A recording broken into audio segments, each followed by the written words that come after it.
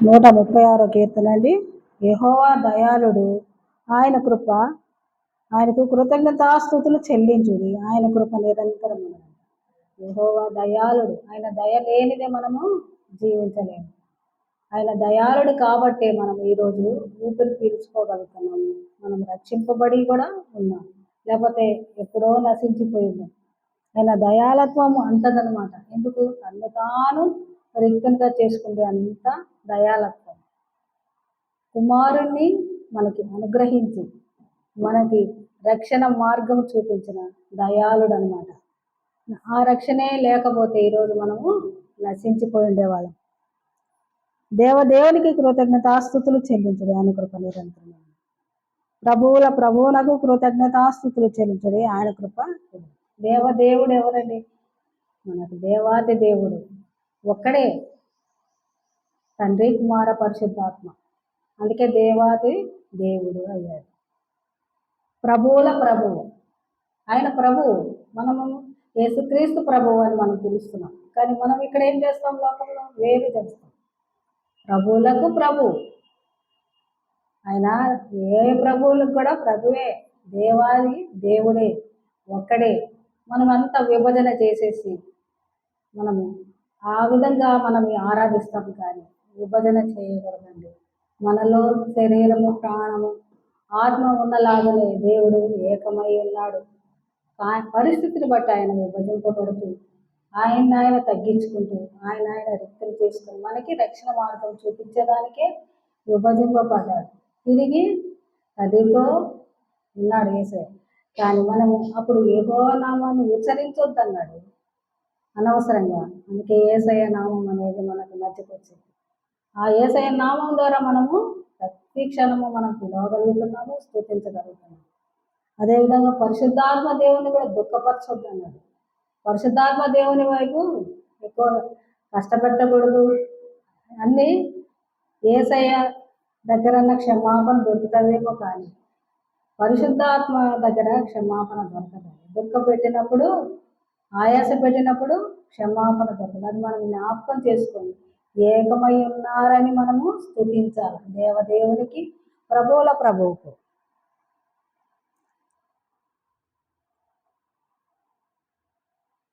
ఆయన ఒక్కడే మహత్కార్యములు చేయువాడు. ఇక్కడ కింద ఏం చెప్తున్నాడు? ఆయన ఒక్కడే మహత్కార్యములన్నీ చేసేవాడు. తన జ్ఞానం చేత ఆయన ఆకాశం కలుగు చేశాడు. అందుకే ప్రతి దానిలో ఆయన కృప నిరంతరం ఉండదు. ఆయన కృప లేనిది ఏదీ లేదు. ఆయన కృప నిరంతరము మన మధ్య ఉంటుంది కాబట్టి మనము ఆయనకు ఒక్కడికే మనం స్తుతి చెల్లించాలి. తన జ్ఞానం చేత ఆయన ఆకాశమును కలుగజేశాడు. జ్ఞానము మూలమే దేవుడు. అందుకే ఆకాశము కలుగుగాక అంటే కలిగింది. ఆయన భూమిని నీళ్ల మీద పరిచినవాడు, ఆయన గొప్ప జ్యోతులను నిర్మించిన వాడు. పగటి నేలుటకు ఆయన సూర్యుని చేసెను, రాత్రి నేలుటకు ఆయన చంద్రుని నక్షత్రములను చేసెను. ఇన్ని చేసిన దేవునికి అసాధ్యమైనది ఏమన్నా ఉందా? సృష్టిలో ప్రతిదీ వీళ్ళు సైంటిస్టులు ఏమో పరిశోధన చేస్తారు. చేస్తున్న దాని మీద పరిశోధన చేయటము వేరు, చేసేది వేరు.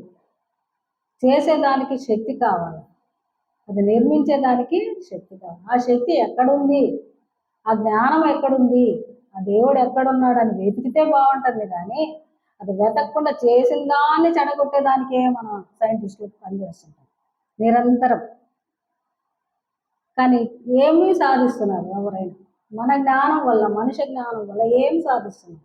మనం ఏమీ సాధించలేము, ఏమీ తిరిగి ప్రతి సృష్టి చేయలేము. చేస్తారు, పిల్లల్ని కూడా పుట్టించే విధంగా చేస్తున్నారు, కానీ ఆ పిల్లలు ఎంత మూర్ఖంగా తయారవుతారు.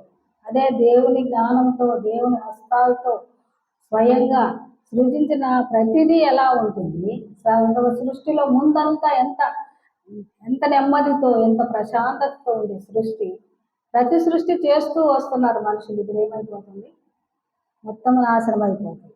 అది గ్రహించరు మనుషులు. తాము పాడు చేసుకుంటూ సృష్టిని అంతా నాశనం చేస్తూ నెమ్మది లేని స్థితికి వెళ్ళిపోతా ఉన్నారు. ఆ నెమ్మది ఎక్కడుంది? ఆ శాంతి సమాధానం ఎక్కడుంది?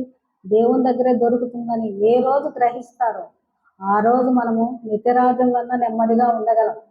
ఈ సృష్టిలో ఇంకా నెమ్మది అంటూ లేదు.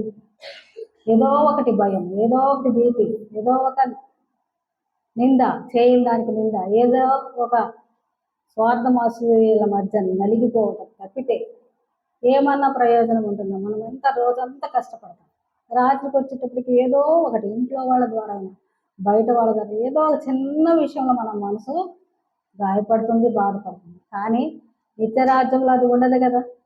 దేవునితో కలిసి ఉన్నప్పుడు ఇదే బాధే ఉండదు, సంతోషమే. ఐగుప్తు దేశము తొలిచూలను ఆయన హతము చేసెను, వారి మధ్య నుండి ఇశ్రాయేలును ఆయన రప్పించాను. అంటే ఐగుప్తు దాస్యంగా తీసుకున్న తన జనాంగాన్ని కూడా విడిపించుకొని మళ్ళీ వాళ్ళని రక్షించుకున్నాడు. ఎందుకంటే దేవుని మీద ఆధారపడ్డ ఎవరిని విడిచిపెట్టలేదు దేవుడు. అందుకే నా జనాంగము అన్నాడు. అన్యత వైపు విగ్రహారాధన వైపు పోయిన వాళ్ళని ఏమి చేయలేక గమ్ముగా ఊరుకున్నాడు. కానీ వాళ్ళను వాళ్ళే నశింపజేసుకున్నారు, తిరుగు వాడుతూ వాళ్ళని వాళ్ళే నశింపజేసుకున్నారు. అందుకని ఐగుప్తు దేశపు తొలిచూలను ఆయన హతము చేశాడు. ఎందుకు చేయాల్సి వచ్చింది? తెగులుతో తిరుగుబాటు, వ్యతిరేకత. తన జనాంగాన్ని, ఏర్పరచుకున్న జనాంగాన్ని సైతము వాళ్ళు నల్లగొట్టారు, దాస్యంలోకి తీసుకున్నారు. అందుకని చూడలేక దేవుడు ఆ పని చేశాడు. అందుకే మన కష్టం కూడా ఎప్పుడు చూడకుండా ఉండడు. ఎవరో మనల్ని అన్నిట్లో నలగొట్టాలా, ఓడించాలా, బాధించాలా అనుకుంటారు. కానీ దేవుడు విడిచిపెట్టే దేవుడు కాదు. ఆశ్రయించినప్పుడు ఆదుకునే దేవుడు. ఆయన ఆశ్రయంలో మనము నిశ్చింతగా ఉండగలం. చేయి చాచి తన బాహుబలము చేత వారిని రప్పించింది. చేయి చాచి అంటే ఆయన హస్తం అంత బలమైనది. ఆయన చేయి చూపిస్తేనే ప్రతిదీ సృష్టి యావత్తు లోబడి. చేయి చాచి ఎక్కడి నుంచి తీసుకోండి? ఎర్ర సముద్రం ఆయన పాయలుగా ఆజ్ఞాపించు, నీకు ఇచ్చిన అధికారాన్ని బట్టి మోషేని కర్ర చాపు ఆజ్ఞాపించమన్నాడు. ఒక మనిషికే అంత అధికారం ఇచ్చినప్పుడు, నాయకత్వంలో ఉన్న మోషేని ఏర్పాటు చేసిన అంత అధికారం ఇచ్చినప్పుడు దేవునికి ఎంత ఉంటుంది? సర్వ సృష్టి మీద ఆయనకే కదా అధికారం. ఆ అధికారంలో ఆయన చేయి చాచి తన బాహు చేత వారిని రప్పించను. ఎర్ర సముద్రం ఆయన పాయలుగా చీల్చను. ఆయన ఆజ్ఞతో అవి దేవుని పైన ఆధారపడ్డప్పుడు అవి లోపడతాయి. అవన్నీ ఇదైతాయి. ఆయన ఇశ్రాయేలును దాన్ని నడుమ దాటిపోచేశాడు. సముద్రం మధ్య ఏదన్నా దాటిపోగలదండి? మనుషులు ఎప్పుడన్నా చేయగలిగింది చూసామా? అదే అసాధ్యమైన పని కదా. మరి సాధ్యమైన దేవునికే అది సమస్తము సాధ్యం అన్నమాట. అందుకని వాళ్ళని దాటిపోచేశాడు. ఫరోను అతని సైన్యమును ఎర్ర సముద్రంలో ఆయన ముంచివేశాడు. ఎందుకంటే తిరుగుబాటు చేసిన సైన్యమంతా ముంచివేశాడు. ఎంతవరకు? లాస్ట్ వరకు ప్రతిదీ ఇది దేవుడు చేయమన్నాడు, మమ్మల్ని పొమ్మన్నాడు, మమ్మల్ని ఆరాధించమన్నాడు. ఎన్నిసార్లు మోసే బతిమలాడుకున్నప్పుడు కూడా ఆయన వినలే. ఫరో మనసుని కఠిన పని చేసుకున్నాడు. వీళ్ళని పోనీయకుండా ఆ దాసంలోకి దాటిపోతే ఇక తిరిగి రారు, మాకు సేవకులు ఉండరు అని వాళ్ళ ఆలోచనని ఇంకా కఠినపరుచుకుని వాళ్ళు ఇచ్చేసి తిరుగుబాటు చేసి పంపించి పర్మిషన్ ఇచ్చి కూడా మళ్ళా వెంబడిచ్చారు వాళ్ళని పోనీయకూడదని. అప్పుడు దేవుడు ఏం చేశాడు? ముంచి వేశాడు వాళ్ళందరూ.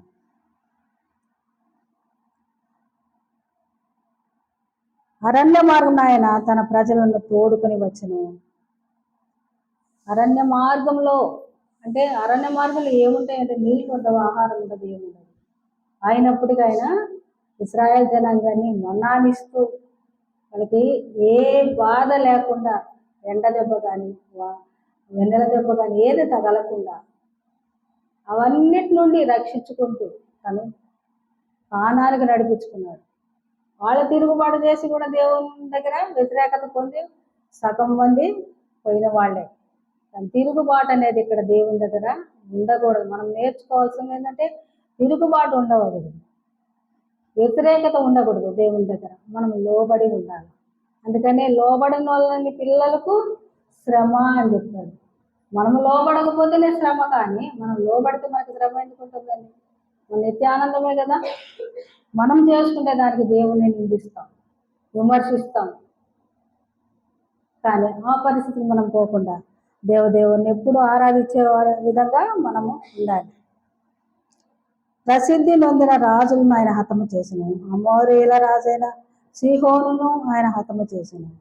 బాషాను రాజైన ఓగును ఆయన హతము చేసెను.